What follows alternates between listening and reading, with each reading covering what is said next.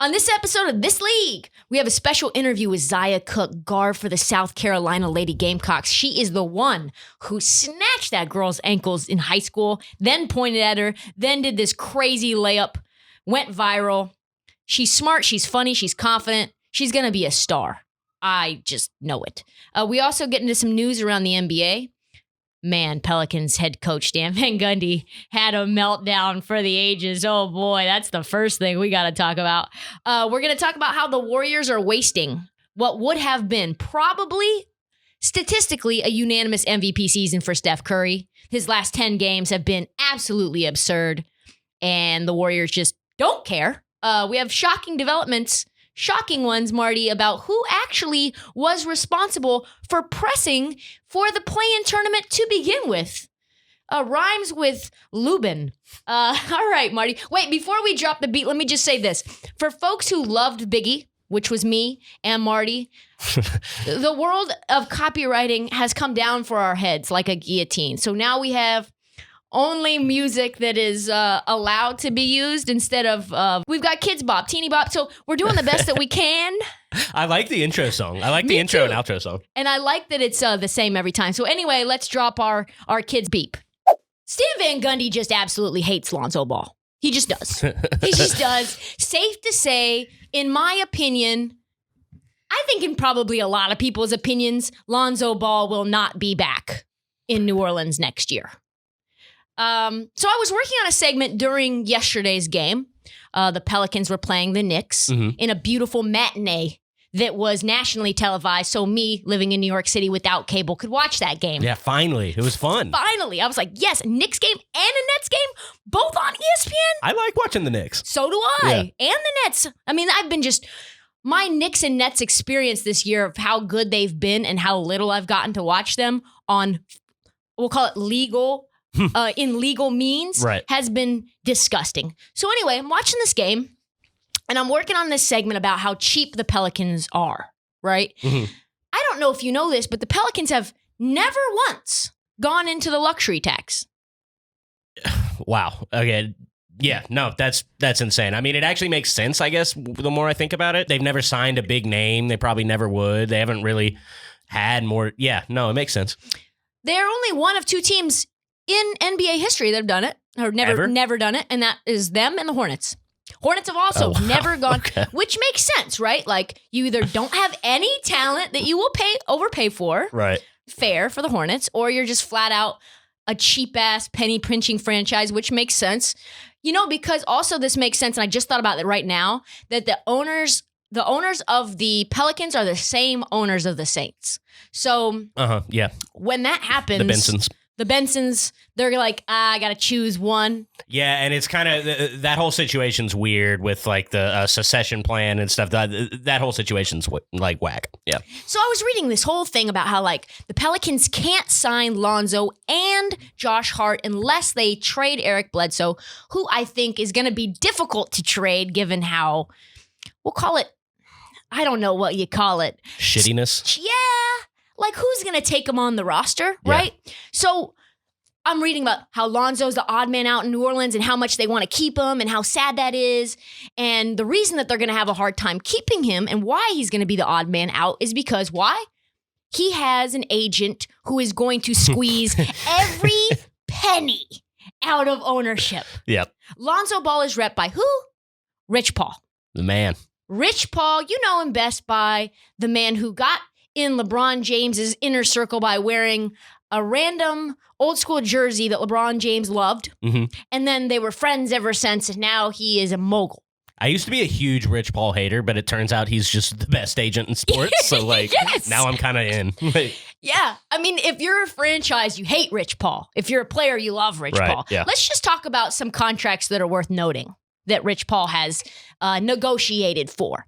Ben Simmons, max deal. Early max deal. There was no reason for that deal to get done as early as it did, except for that Rich Paul stick.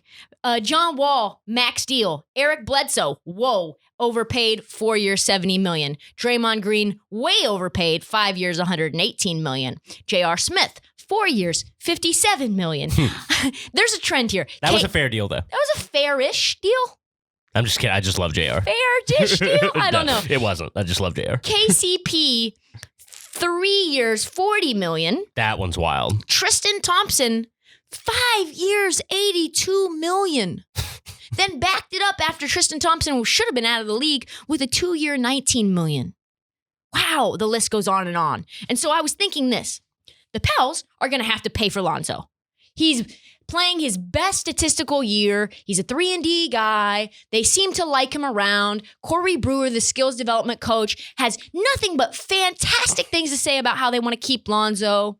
And I'm like, I don't know. I mean, it seems like Lonzo's going to get in the 20s. And there's no way that the Pelicans are going to go into the luxury tax for Lonzo Ball.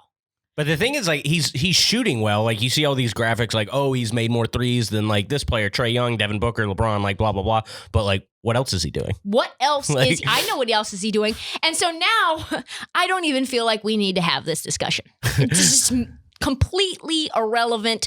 The Pelicans luxury tax segment was scrapped fast. Something happened that told me everything I need to know about Lonzo Ball's hierarchy inside of the Pelicans organization, and it's not good. This is what happened. Pels, like I said, were playing the Knicks. 7.8 seconds left in the fourth quarter. Knicks down 3. As an aside, Eric Bledsoe was supposed to foul Derrick Rose, and he didn't because in his words, this is where it's tremendous quote. He said he wasn't paying attention and he lacked focus. This is why Eric Bledsoe is untradeable. Yeah. This right there, you can't admit to that. First of all, you're 31 years old. Yeah, I read an article about it, and it said Eric Bledsoe, 11-year veteran, and it made me feel very old, but also very much hammered home the point, like, what the fuck? These are things you should be doing very regularly and easily, Eric Bledsoe. Yeah. You know Eric Bledsoe very well from his time on the Suns. Yeah. I don't want to be here. I don't want to be here. That famous tweet. Yeah.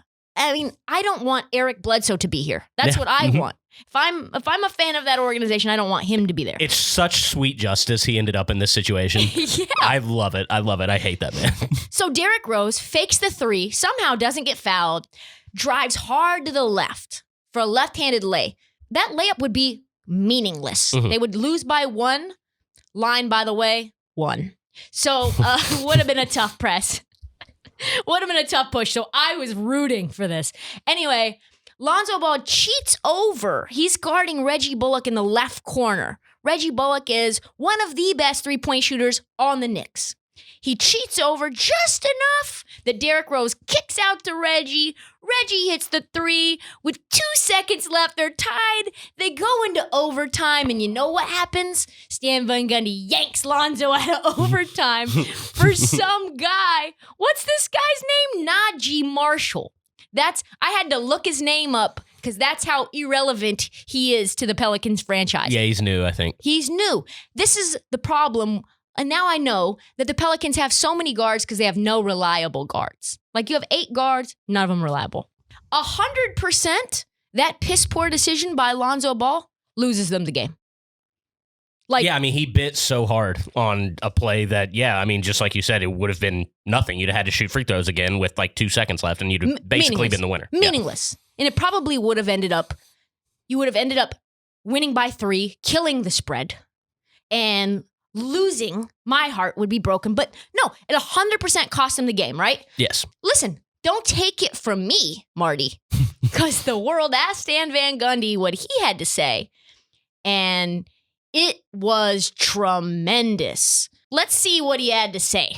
No excuse whatsoever today. None.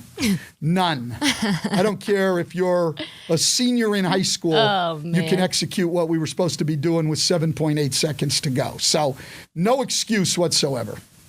Have you experienced anything like this with a team before? Is it like among the most frustrating things that you've been around? Pause. That you have? Hold on one second. Let's just say this for a second. When you're a media member and you can tell there's 2 minutes have gone by at this point where he's ranting and raving, and you can tell he's hanging on by a thread. Mm-hmm. And the media member has to poke even more. And he's like, where does this stack up? Do you think this is the most heartbreaking loss you've ever experienced in your life? This is irresponsible. Yeah. Oh, we've got him in a spot. Let's like really hammer it home. Yeah. Like, oh, you can tell he's just so close to blowing up. Let's get him to blow up. Like, let's get him to be unhinged. Let's push him to the point where he is unhinged so that we can write Stan Van Gundy unhinged. Are you serious? You know that Stan Van Gundy has anger issues. You know he's on the edge. And yet the media multiple times just kept pushing him until he finally broke. Let's play some more of the clip. Tonight's as frustrated as I've been because tonight's simple. Nobody had to make a play. Nope, they didn't. You know, you didn't have to make a play, make a shot, make a pass. You didn't have to do anything. You didn't have to do anything. You just had to do what the hell you were supposed to do. So let's just let's analyze that. We got some hand motions. 2 seconds of pausing where the media thinks they can now come in and ask another question, but no, you didn't have to do any. He's pounding on the desk. Tonight is as frustrated as I've ever been in his entire career of coaching. Tonight, the night in the matinee game was the most frustrated he's ever been. Keep going. Going down the stretch, but like I said, today, simple. High school guys could have executed down the stretch. The 7.8 seconds. High school kids guys could have done what they were supposed to do. All right, thank you, Coach. Appreciate it. High school guys. High school guys, and then he just drops the mic. He was so mad at Lonzo Ball. He wouldn't say who he was mad at because they were like, what were you planning on doing? What were you hoping to foul? And he's like, you know what? You can ask the players. Ask the players what they were supposed to do. I'm not going to say their name, but everybody knows who he's talking about. He's talking about for sure Lonzo Ball, and he's also talking about Eric Bledsoe not fouling because Eric Bledsoe then said, hey, guys, I was supposed to foul, and you know what? I don't even know what happened. I just blacked out. I just blacked out. Interestingly enough, New Orleans announced after the game they were finalizing a multi-year deal with guard Didi Louzada. Yeah. Their 2019 second-round draft pick out of Brazil. Certainly had nothing to do with that, right? Like that was just a big coinky-dink? Yeah, no, you just decide the guy you've had on the burner for 2 years that you're going to bring him in. Yeah, this just happens all the time. Happens all the time. Yeah. So I made a phone call right after that game to a friend who has trained Lonzo as a skills coach. He trains Andre Iguodala. I call him and I say, hey, did you see this? I break down the play just like I did for the podcast because he wasn't watching because he was at the Heat game. And he goes, listen, I mean, Stan Van Gundy's never liked Lonzo. Never liked him. Doesn't fit into what he likes. He's tried to change his game into what the system that he wants to play, and it's sort of working. But just remember, Trysta, Lonzo Ball missed 4 games. The Pelicans won all 4. And that is not lost on Stan Van Gundy. So, yikes. Now, I am certain, proof positive, I would put my beating heart on this. There is no way, 0 chance that Lonzo Ball stays in New Orleans. Especially given that boneheaded performance by someone who should very clearly have known. All you had to do was stand there. All you had to do was just stand in your spot on the corner. You didn't even have to move. Literally just go over to Reggie Bullock. I'm getting mad now. I'm getting mad. There's just no. It's just, how do you bite on that? Like when you watch it on replay, it's so crazy. It's awful. So again, no way Lonzo Ball continues to be a Pelican. If the trade deadline hadn't have passed, he would have already been traded. Protecting me and my dog Emma, probably my number one priority, especially because these walks to work can be a little on the dangerous side. Penn Station is not what it used to be, folks. And so I need to make sure that I walk to work and get my cortados safely. So I got myself a taser, self-defense, and it is the best self-defense. Taser Strike Light is a rechargeable, high-powered flashlight that repels attackers through an electric stun gun feature. You know what's interesting is that it makes a little sound, like back the fuck up, back up. It's like, it sounds like electricity, basically. Mm-hmm. Yeah. And you can not only use that as a deterrent, but you could put that right in the middle of someone's abdomen, and it feels awful. Why would you have a flashlight without the feature of a stun gun? I don't know. You wouldn't. Yeah. You wouldn't. The Taser Strike Light is a non-lethal self-protection device that is a small and lightweight enough to carry with you, or in your glove compartment in your car, by the way, or in your purse. Of course, guns are no bueno because they carry an unnecessary risk of death for those around you and yourself. Pepper spray also can get on your hands and your eyeball. That's happened to me before. Your eyes are watering all day long. And in fact, for those that are attacking you, that's a fully bad day. This, just a stun. Taser Strike Light is safer and easier to use than both of those. So protect yourself and your family with Strike Light self-defense product. Taser Strike Light is available without a permit in most U.S. states. Get the Taser Strike Light at taser.com with promo LEAGUE. Save 15% now at taser.com promo LEAGUE. Spelled TASER.com promo LEAGUE. Restrictions apply. See site for details. Let's talk about the Warriors for a second. Okay. The Warriors are wasting Steph Curry. We've talked about this before, but now that I am very certain that they are going to continue, and they are currently wasting 2 years of Steph Curry's prime. So the question is, how many more before Steph gets fed up? This sounds like Stephen A. Smith question, Max Kellerman question. This is a legit question. Yeah, no, it's interesting to see where they go from here for sure. It's one of the coolest, or not coolest, but more interesting things to think about in the NBA right now. For sure. Yeah. And it also has a ripple effect of the entire NBA. Oh, yeah. Year one, Klay goes down, right? Mhm. After KD leaves, year one, Klay's out with an ACL injury. We know that you're going to be in a gap year. And then the pandemic hits. Steph hurts his hand. Yeah. They only play. Aaron Baines hurts his hand. Aaron Baines hurts his hand. He sits out. They don't play. They don't play for multiple months. Then everybody's excited. Klay's coming back. Then he tears his Achilles. Yikes. But they also take James Wiseman, who is not even close to on the same developmental calendar as Steph's thought process of going to finals again. Because that's what he wants. He's very, very clear about that. Curry right now is playing the best basketball of his entire career, and the Warriors sit at the 10th seed. Steph has to muster up enthusiasm for the play-in tournament. Do you know how gross that is for a 3-time champion to be excited about being in the dregs of the standings? It is definitely weird, but I mean, he is rising up to it. There were 3 games last week that he made 10 threes in. That's nuts. Like I said before, we talked about this before. This is some Batman shit. Which is a nice little, I call it a sun ray in the middle of a storm cloud. So what's going to happen next year? Klay comes back. Who knows? When you're coming off of an ACL and an Achilles, that doesn't mean you're hyper mobile. Doesn't mean you're going to play a bunch of games. You see what happened with KD. KD's missed a shitload of games. Mm-hmm.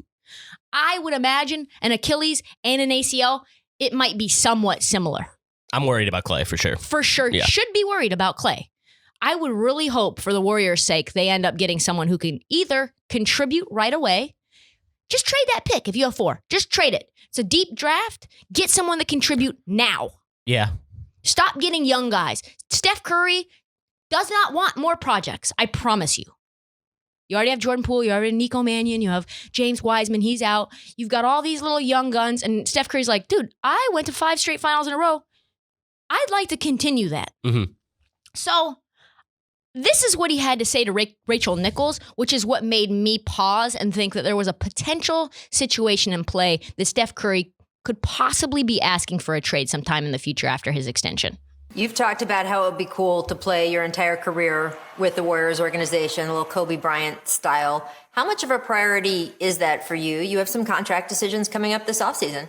It's always been a priority, and when you look at guys like Dirk, Kobe that I played against and have heard them talk about what that's meant, they don't speak on it lightly. There's a reverence for that club. You never know what can happen, obviously, but I feel like that's always been something that would mean so much to me. And you want to stay competitive. You want to stay in that fight where you're winning championships. And if I can accomplish both, that's the ultimate goal. We do need to talk about... Okay, 1, you never know what can happen, obviously. Yeah. That's a big qualifier. Mm-hmm. Gotta leave it open. I would say since Steph is in the driver's seat, that means you never know if I'm going to change my mind, obviously. Mm-hmm. And secondly, you want to stay competitive to win championships. And the goal is to be able to do it with the Warriors. But if I can't do it with the Warriors, I got to flip the deuces like LeBron did. Right? You don't think Steph is saying that? I'm sure he's thought about it. I mean, damn, especially over the last 2 years, he's had plenty of time to think about it. A lot of mediocrity. Yeah. Steve Kerr was very clear to say, yes, we were the worst team in basketball. I think going from 5 straight finals appearances to being the worst team in basketball is a hell of a drop. That is a hell of a drop off the cliff emotionally. He just set an NBA record for most threes in a 5-game stretch. He's averaging 40 points almost in his last 10. And it doesn't fucking matter because I don't know what they're doing. I think that the Warriors should have traded that James Wiseman pick for someone to contribute right now. I think they still might. If they get a top pick this year and they have Wiseman and that pick to like package somewhere, kind of like that. Doesn't make it very easy when Wiseman's coming off of a meniscus surgery. No doubt. That's not an easy. You automatically have depreciated that pick. It's like NBA Top Shot. As soon as you open up that little deck of cards, it's worth way less, which is what's happening with James Wiseman. It's just like NBA Top Shot. It's just like NBA Top Shot. I don't know why that was the analogy that came into my mind, but that's what it was. I mean, you saw Steph how much he wants to win. He twisted his ankle in the game against the Celtics. There was no reason that he should have been out there. The twist looked gross. He has ankle problems, and he was like, nope, just going to continue to stay in the game, make it rain, cross people over, stay competitive. And it's like, unless a miracle occurs, the Warriors aren't even going to be a winning team in the West next year or the year after. This West is stacked. How are the Warriors going to get back to being at the top of that heap? I just don't see it. I don't either. And Steph right now would be unanimously the world, as you know, Marty, loves himself some Steph Curry. The media also loves himself some Steph Curry. Yeah. So if Steph Curry was doing this right now and they were like second in the West, my Lord, it wouldn't even be close. Yeah, no, he'd be throated on ESPN like every single day. They'd be like, oh my God. I mean, they're already doing it right now and they're at 10 seed.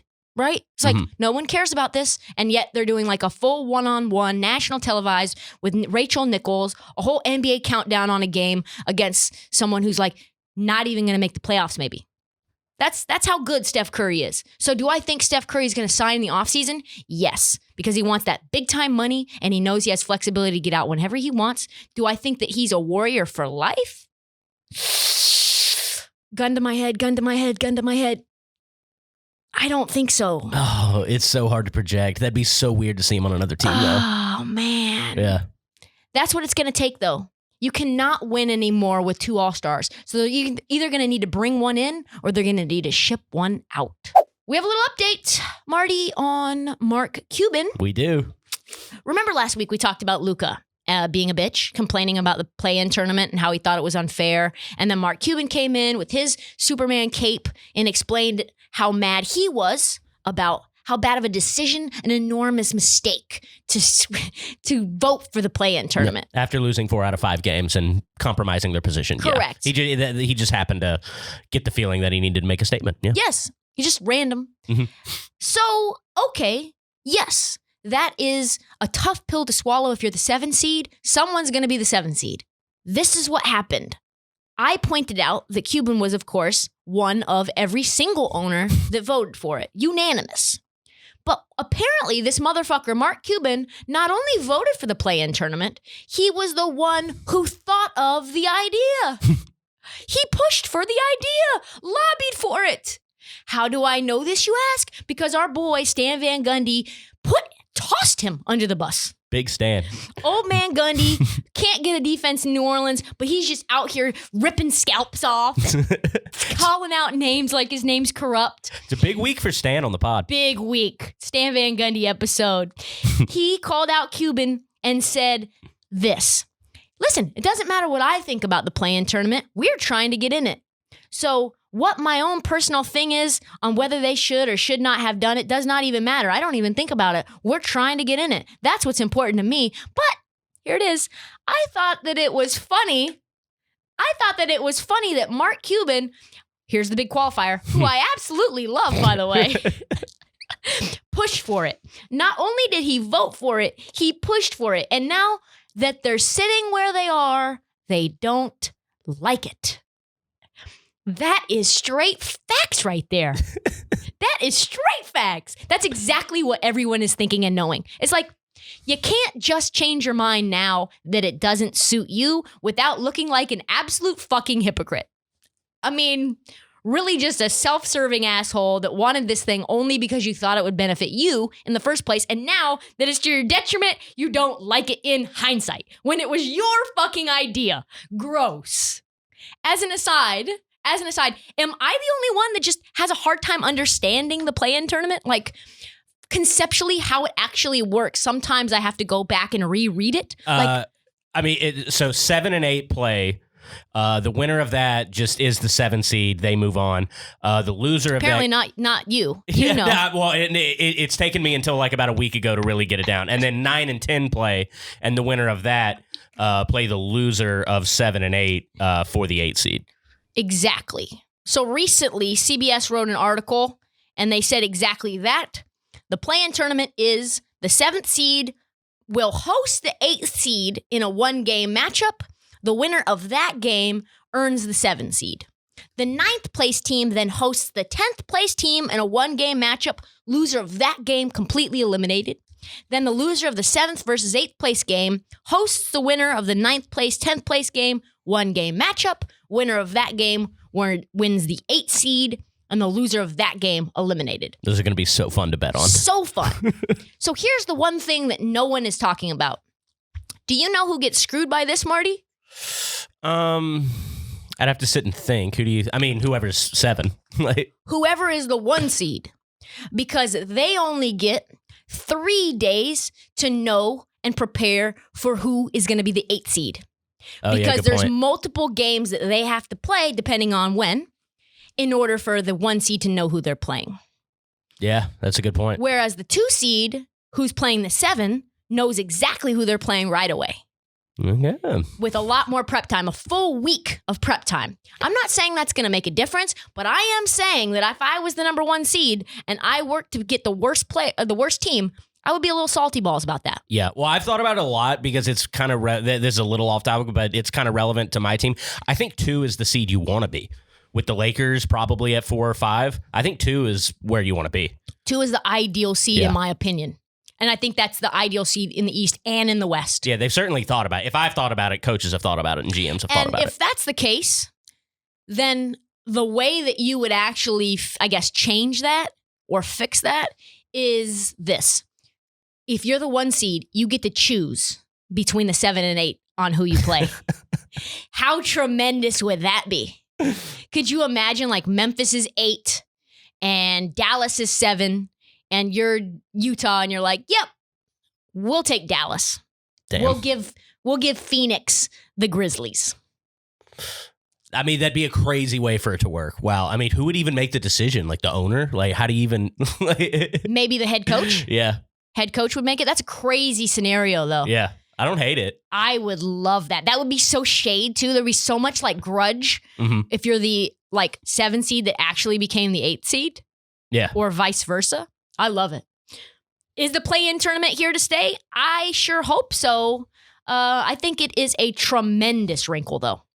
Up next, we have an interview with Zia Cooke, guard for the South Carolina Lady Gamecocks.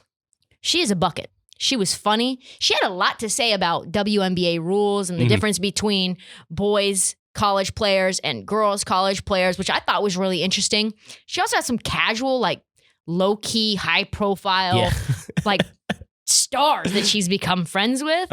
And also was really intriguing to hear about her transition from high school to college and her relationship with absolute legend Dawn Staley, who was one of my favorite players, if not my favorite player growing up to watch that was in the WNBA. So without further ado, Zia Cooke. Welcome to the show, Zia Cooke, snatcher of souls and ankles, a.k.a. Lady Kyrie, a guard for the Final Four South Carolina Lady Gamecocks. Thank you so much for joining us. Yes, great intro. Thank you. Thank you. Which part did you like the most? The Snatcher of Souls or the Lady Kyrie? Yeah. I think the Snatcher of Souls. That was a good one. Speaking of snatching souls, man, that viral video I was just showing to my producer where you were in high school. You took that girl's ankle, she fell to the floor, and then the thing that was interesting to me really was when you pointed at it. Yes. That was a crazy play. A lot of people still talk about that. That happened my senior year. amazing play. It felt unreal, honestly, being able to do that.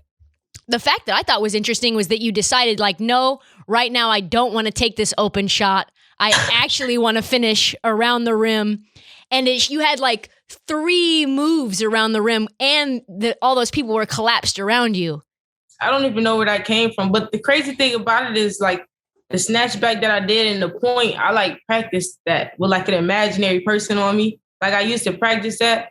So I think that's where that came from. And then everything else, I don't know. I just was tunnel vision and it all just fell into place. It's crazy because you almost made it harder than it needed to be. You could have taken that open I know, right? But it went viral. Yeah, it did. What was that like when, like, how did your life change when D Wade and Chance and ESPN all put you on?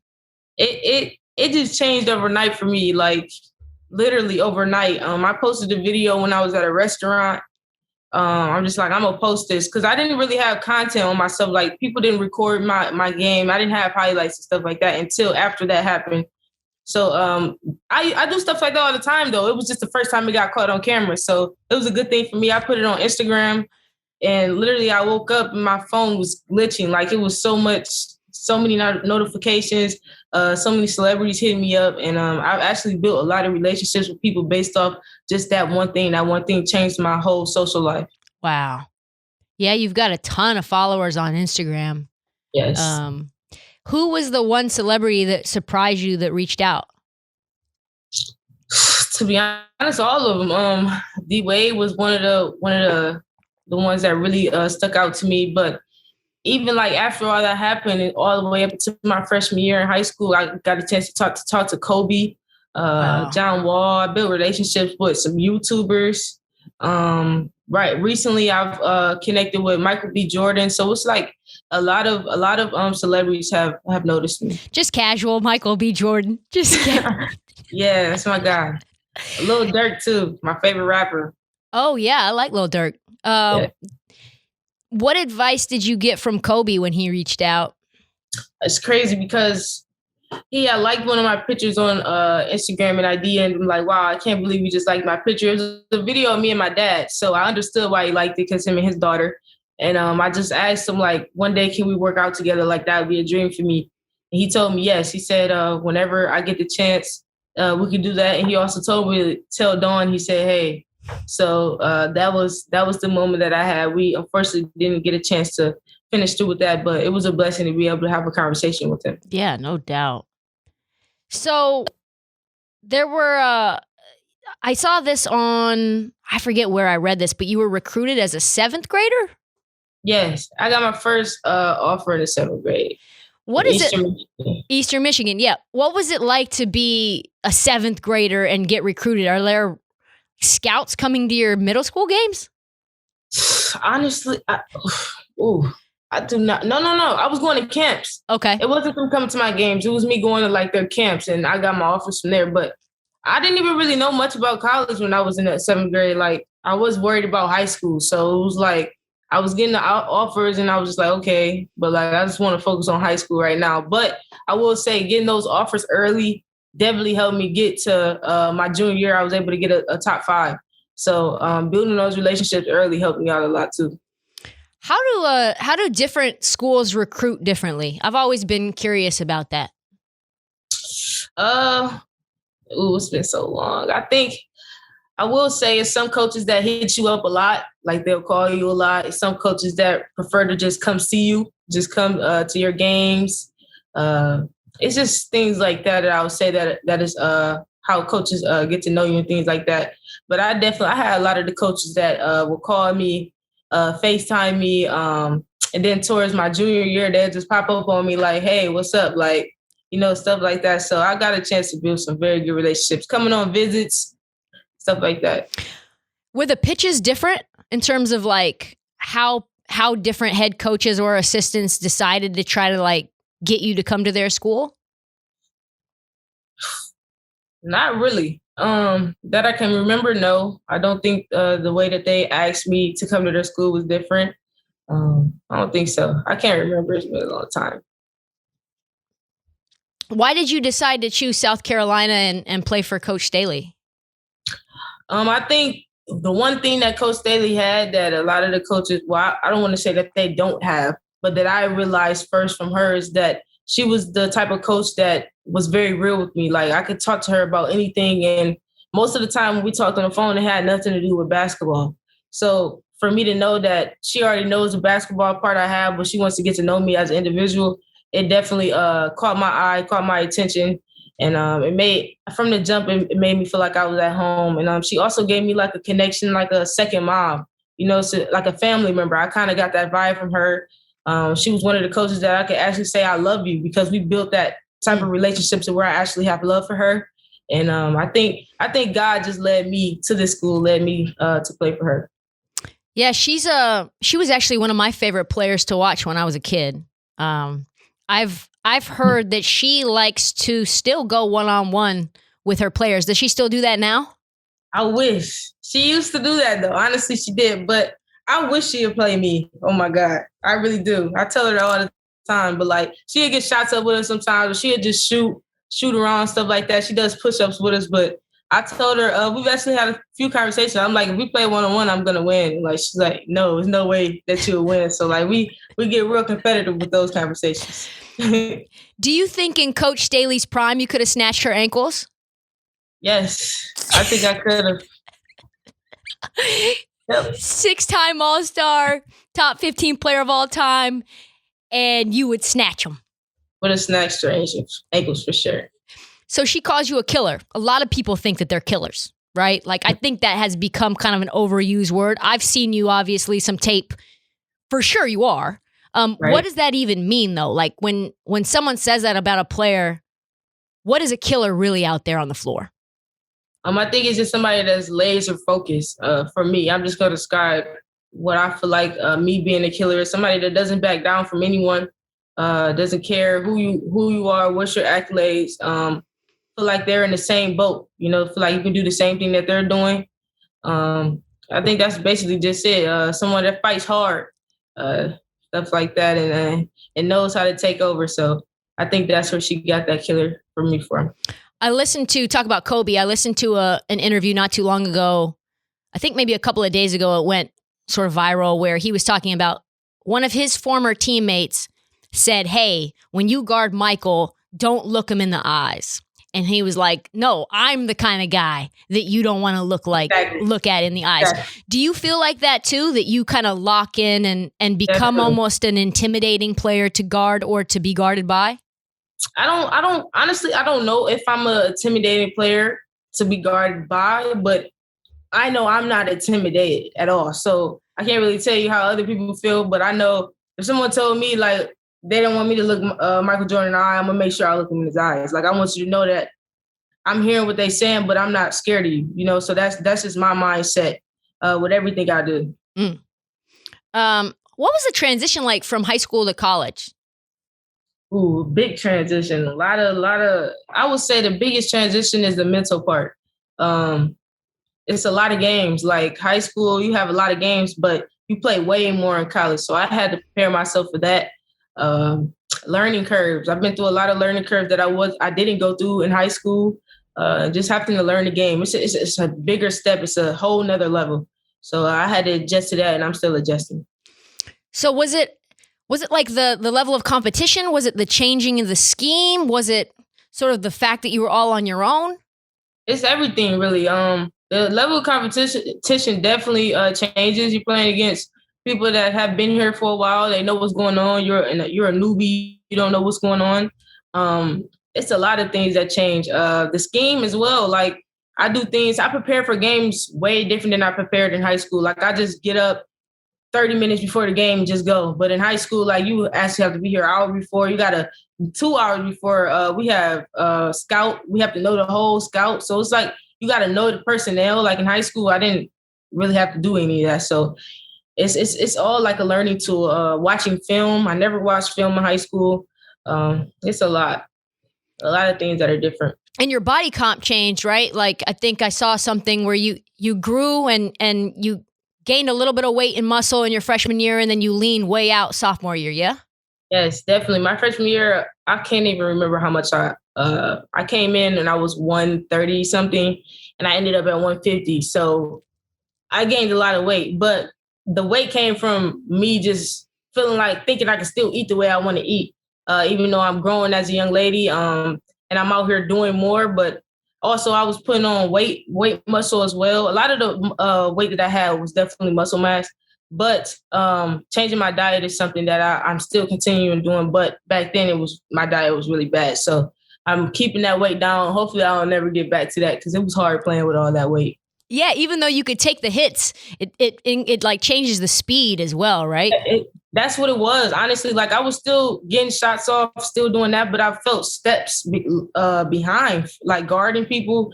I felt like I was tired more. Like it was just a lot to handle, and I don't like that. I'm still working on the cooking part. Sometimes I get in a good mood and I feel like, all right, let me make something real quick. But I'm still working on the cooking part. I actually just made some chicken Alfredo a few days ago, though. It was really good. So chicken Alfredo is a little heavy, though, Zia. It's my favorite food, so I'm gonna eat it. And plus, we had a few days off, so I've been eating what I want for a little bit. I like that. It's the off-season Alfredo plan. Yes. Have you thought about getting on TikTok? I feel like you would be really big on there. Man, it's crazy because everybody keeps telling me like they want me to get on TikTok, and like my teammates get on and like they'll post me like it'll be something very little, and they'll be like, "That's Zia, like Zia." So it's clear like people want to see me on there. I'm gonna see what I can do. Also, I haven't really been on social media as much though, so I need to start building back up my social platform. Do they shut you down when you go to college in terms of Twitter? Twitter, no. Actually, they shut us down on every social media when the season starts. We did had a few things that changed, but during the season, Coach does shut us down. So that's probably why you haven't been seeing us on there. Yeah, zero dark. Yes. Is that just to stay focused? Yeah, definitely. Actually, this year we did have social media, but towards the end of the season, she cut it out for us. Got it. So just for us to focus up and get to where we needed to go. So I don't know how it's going to be next year, but she's probably going to take it from us. Because seeing how we were when she took it, it was a pretty good. Yeah. Like, yeah. Yeah, you lock in. So you guys can't tweet, or you just don't, you have to delete your apps altogether? We can get on the apps. We just can't tweet. We can't like, comment, stuff like that. So like, we can still be active on there, but we can't like participate in anything. So you can see everything, you just can't communicate to the world that way. Got it. Tell me about Pee Wee football. Oh yeah, I actually played for the B team. I was on a higher level, a little bit higher than Pee Wee, but yeah, I played football for 2 years. What grade was I? 5th grade or 6th grade? I was playing. But the reason why I stopped was just because I was growing as a young lady, and I just felt like it was time to focus on basketball. Because around the time when I was playing football, I also was starting to get offers for basketball. So I knew I wasn't going to be a professional football player, so I went on ahead and went with a career that I knew I could do something with. You're like, I don't really want to take as a quarterback hits and affect my college possibilities. So yeah, it was fun though. Playing football was definitely fun for me. You said, I think in one of the articles that I read, that it really helped your toughness on the court. How do you think that's the case? Just because I'm out here with all boys and I'm getting hit. Like I used to get thrown around. Like I wouldn't say thrown around, but I didn't got hit by some linemen that like threw me. Like, but I was so tough. Like I would get up laughing. Like I thought it was funny. Like sometimes the boys that I played against, they would really try to hurt me. And like I just get up laughing at them because like you didn't even hurt me. Like you thought you did, but you didn't. And I think also with my IQ, like I think playing football helped me out with that. My reaction time, just knowing when to move and stuff like that. So football helped me out with that part for sure. When you play basketball against guys throughout the course of your life, I feel like for me at least, when I would play, either guys would guard me ultra hard, or they wouldn't guard me very hard at all. Is that the case in terms of how things were with you growing up? Yes, I've always played against boys. Even when I go home this summer, I'll be playing at the YMCA against boys. I will say I started playing against boys when I was probably 10. So around that age, I was playing with grown men, and they wouldn't play me as hard. I'd tell them to, but they'll still be like, you're a little girl, like we don't want to hurt you. But now, like I feel like I've built that respect, and they know if you don't play me hard, then you're You're gonna get embarrassed. It's bad for you, and you don't want to be embarrassed, so you might as well just play defense. So like I tell them all the time, like, come on, like play me for real, like I want y'all to play me for real, like, and then they be like, all right, we'll pick it up for you. So it's just like I think I went through some of that. Put a body. Now we all just play together. Like I don't have to tell them. No. Yeah, they'll try to send your stuff off into the bleachers. They'll put a body on you. Yeah, they do. They try to do that. They do. Who do you think besides yourself was the best basketball player in the country in college this year? Oh my gosh, we got so many. Of course, I got to start with my teammate Aaliyah Boston. I got to give a shout out to Henny as well. People don't really show her the respect that she deserves. We got so many. Ryan, Dana from Louisville, Bucket. Bucket, yeah. I don't want to say her name wrong because she made an interview and made sure people said her name right. Ari, yeah. I got to put some respect on that girl. She is a real live bucket. It's also a girl from Wright State. I saw her playing. She did very well as well. I do not know her name. But I just got to get two more shout outs to teams, like in general as a team, not even individual player. I think Ole Miss had a great year. It was fun playing against them, fun watching them. And lastly, playing against Georgia. I got so much respect for that team. Like I had touched the field, their players, like you guys had a great year. It was fun playing against them as well. So it's so many. It was fun playing and watching this year. It was a lot of good girls out there. Yeah, a lot of parity in the league, in the NCAA right now. It's fun to watch for sure. Yes. Paige. Yep, and Paige. Oh, and the shooter from Caitlin. Yes. Oh my God, so many. So many good ones. Dee Dee Richards as well, and Dejanay. Yeah. Carrington is nasty. Yes. They're post player too. Yeah. What do you think about the WNBA rule? The fact that you have to be 22 or graduated college or 4 years removed from high school in order to enter the draft? Before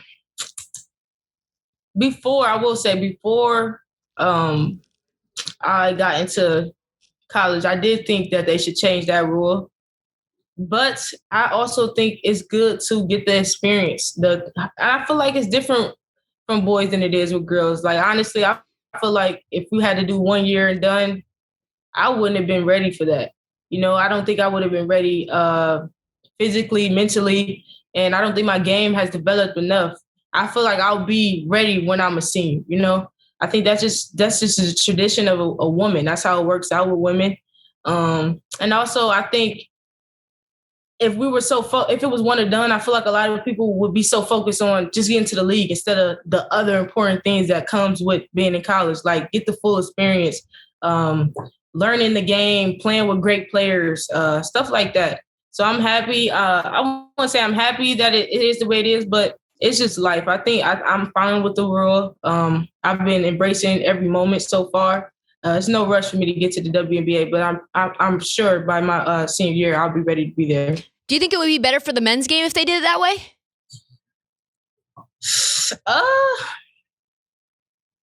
I don't know. It's some different breeds out here. That's what I'm saying. Like, I think it's some different breeds out here. Even in the women's game, Paige is like, she's ahead of her time, so she could honestly be one of the ones that could have been one and done.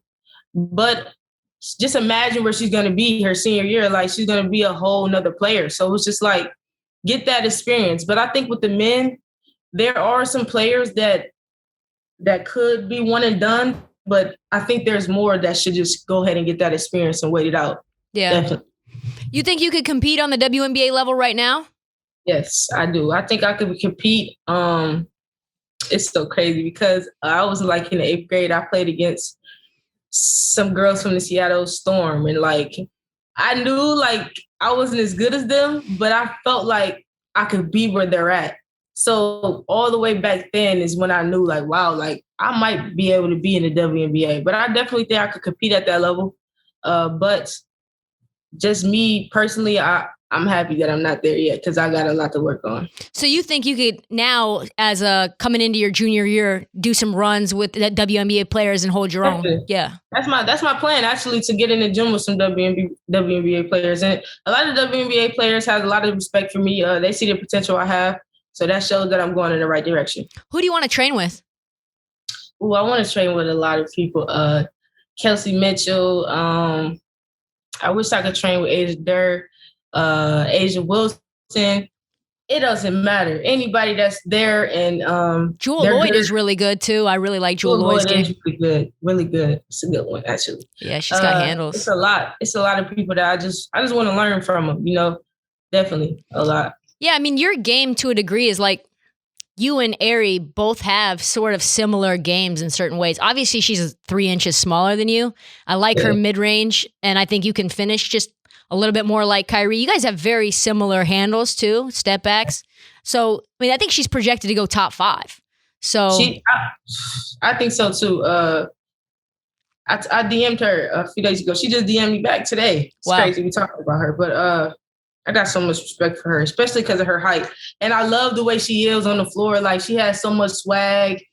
She does things that only boys do, you know? So it's like good to see her doing that, because I actually do the same stuff.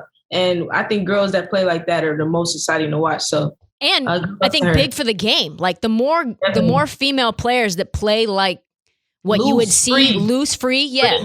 I think more isolation too. When you get isolation plays that go viral like you did with Overtime and with ESPN, that just adds a whole level of excitement that I think a lot of older school coaches don't necessarily want to implement. They're all about the system. Obviously, it's not that way for you guys, but I think that'll be really, really interesting going forward. Did you know that she's actually not a lefty? She's not? No. She shoots left-handed, right? Yeah, she does. She's right. She's what is it called? Ambidextrous. I think she's a right-handed player. Like she's a right. She does everything else right-handed. She said. Wow. Except for basketball. I think it's just to add to her, like maybe like a competitive thing. That's even better. Yeah, it's wild. What WNBA player do you think you're the most like?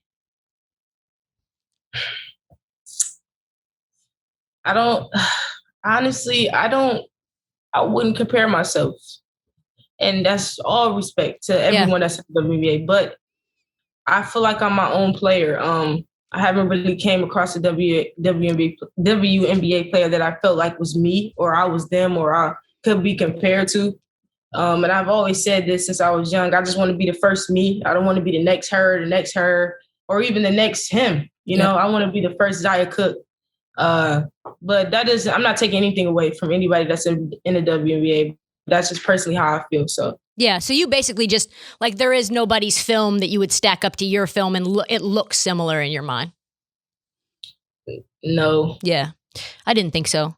Actually, I wouldn't say that honestly. I mean, I do think it's like I keep pieces. going back to Kelsey Mitchell, because I think Kelsey Mitchell, I would say her work ethic, the things that she tells me, the way that she practices, the drills that she do. I will say that we're in comparison in that way. Wait, Owusu. Oh no, not Owusu. Is it? No. It's what's the girl? She went to Notre Dame. Oh she shot the game winner. What's her name? Yeah. Arike. Arike. Now, I will say I will compare my game to her. I will definitely compare my game to her. I watch her. I see the things she do, and I'm like, yeah, like we're kind of similar. Definitely. I know we got to wrap, but I got 2 questions in terms of the team. South Carolina 32-1 last year before the pandemic canceled it. Do you guys look back and think, what if? Definitely think about what if, especially after our loss. It's just like a dang, like we wasted that year. We could have already had one under our belt. Definitely a what if, but it is what it is. I think God has a plan and everything happens for a reason. So we're just gonna rock out with it. I interviewed Coach Tara Vanderveer from Stanford, and she had a lot of positive things to say about you guys. That final play in the Final Four was tough. Tragic. What was your thoughts when it is happening, and then immediately after that? I probably rewatched that play so many times, like thinking, what could I have done? What could we have done to make the right play? But it was honestly nothing we could have done. We were able to get the steal. Bree went up with a good layup, and then Leah even had the tip back. Man, I mean, I don't know. I think we did a good job at being able to get a shot up because most teams probably wouldn't have been able to do that. I don't know. And you guys put the clamps on them too. Yeah, Tara said it was really just like a matter of luck. Man. And then it maybe would have just been a matter of luck of us making it. So yeah, that's what she said. She just got really lucky that you guys missed. Yeah, definitely. So well, I don't know though. I think that happened for a reason. I think Aaliyah's definitely gonna one of these next year. She's gonna get revenge for that play. Woo! That's a good way to wrap it. Yeah, definitely. Thank you so much for the time. I'm really excited to see you progress. Can't wait to see more stuff on social, the off-season drills. I think you will be massive on TikTok if you put your ISO shit on there. Like I really do. Like cooking and ISO, get it to it. Thank you so much. Thank you again to Zia Cooke for coming on This League. That's all the time that we have. We will see you guys next time. That's all the time that we have for the This League podcast. Please subscribe, rate, and review on Apple Podcast and Spotify. Like I said, it's a huge difference for us if you unsubscribe and resubscribe. A lot of people are mad that I interviewed Jake Paul. Fuck off, basically. He was the #1 trending topic all weekend. And in my business, views and clicks are key, even if they're hate clicks. I live my life off of hate clicks, so I appreciate that Jake does too. Do not forget to follow us at This League and Trysta Krick on TikTok, IG, YouTube, Twitter, and Facebook. Thank you for listening. Really appreciate it. Tune in Friday morning for the next edition of This League. Thanks for listening and watching This League on YouTube. If you like this content, please hit the subscribe button right here. More content will come your way straight to your feed. Thanks for watching.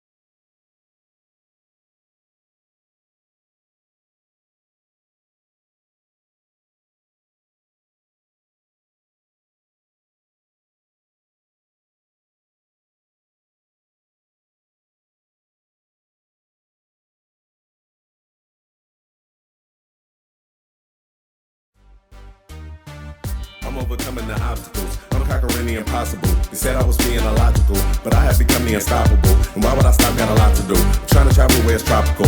Don't call me, I ain't calling you. Cause chances are I do not rock with you. You the type to wanna watch my moves. I can tell you that's what not to do. Trust me, homie.